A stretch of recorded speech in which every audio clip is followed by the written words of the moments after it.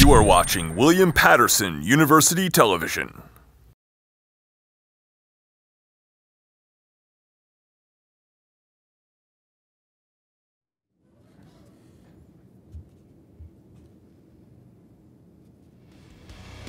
We are back at the desk, but this time with the baseball crew. Let's jump right into things with a little bit of controversy. Now, Eric Thames is back from a 3-year stint in South Korea, and he has a league-leading 11 home runs. What's your thoughts on this? Well, Chris, a lot of the Cubs, when the Brewers were playing the Cubs and the Brewers were killing the Cubs in the series, a lot of people were saying something's going on here with Eric Thames. But, I mean, you've seen it with Chris Davis, you've seen it with Jose Bautista. I think it's really a change in his batting stance. I mean, if you look at it, his batting stance when he was with the Blue Jays way back when, you see it on the left side over there, his foot is just out just a little bit more, his knees bent just a little bit more, so there's less power there. And now you see it on the right side, him with the Brewers, there's more power on that leg, more power for him to force it into the outfield over the wall. Yeah, he just looks a lot more balanced right there. As you can see in the picture to the right, you can see he's got his legs underneath him. He's swinging with a lot more confidence than he's ever been in the MLB. So you gotta love what you're seeing from Thames. Yeah, and you see what's going on right now is 11 home runs, not even a month into the season. First thing a baseball fan thinks is, you know, he's doing a little bit of this.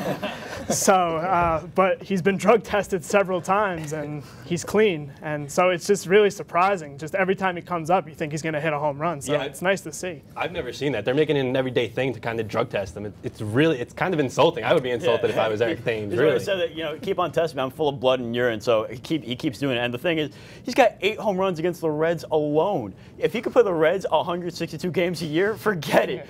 I mean, he's already got 11 home runs, as we said, and before that, his career high was 12. He's going to get that by the end of April. That's ridiculous. To touch on some hot and slow starts of a team, we go to our correspondent, Joe Rea. Joe?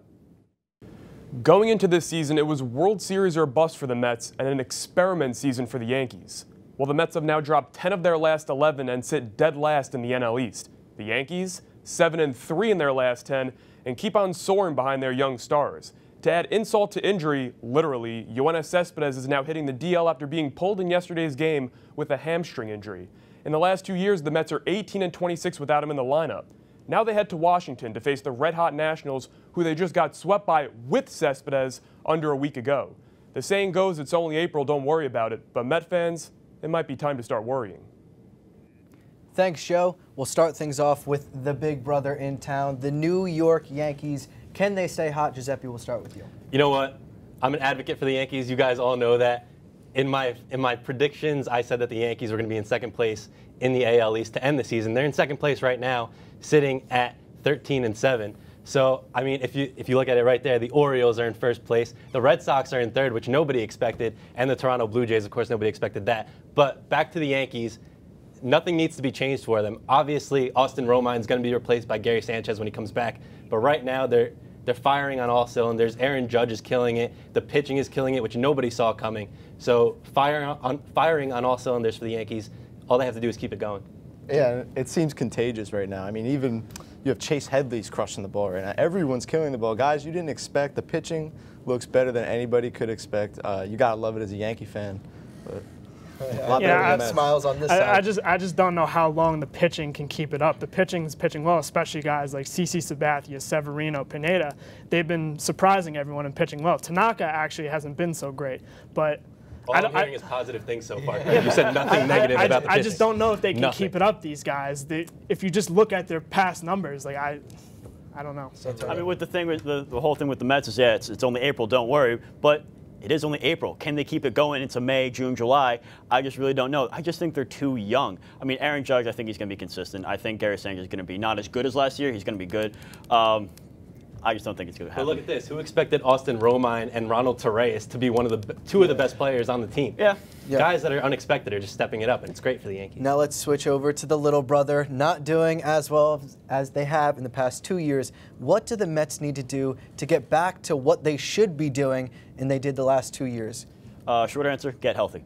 Yes. We already got, I think it's the Mets got like 8 or 9 guys on the DL already. The big thing is the weather is also getting better. And as we've seen in the past couple of years, weather gets better, the Mets get better. But now we don't have Cespedes in the lineup, so the Mets need to get better without him. Yeah, I mean, he said it, hit the nail around the head right there. Get healthy. They can't stay healthy. How does Ray Ramirez, the team's head trainer, have a job after all these years? I don't get it. Kevin Long, every year, I feel like they're hurt every single year. Yeah. So they just have to get healthy, and they need some bullpen help. Their bullpen is really struggling, aside from Familia and Reed. And if you look at the NL East standings here, they're in the cellar right now. It's not good. And it's not looking good for them. But it's only April, and they could still turn it around. Yeah, the Nationals with a big lead. They're 16-6 on the season.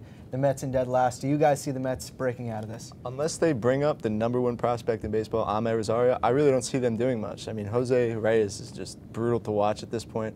Guy, he did homer the other day, but he can hit, and they're just struggling right now. Giuseppe? I'm going to go with the answer everybody's thinking. Absolutely not.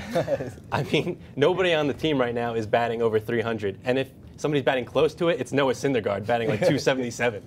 So Conforto is hitting 302. Hey, he's just barely hitting the mark over 300. But, I mean, as Drupal Cabrera can't even field the ball. I know me and Craig went to the Phillies game that they played at Citi Field the other day, last week actually, and as Drupal just let a ball go right through him. It's actually abysmal to watch. Rosario's a shortstop. Yeah, it's a little tough to watch. That'll do it for baseball, but don't go anywhere. We shift from the diamond to the ice for some hockey action. Don't go anywhere.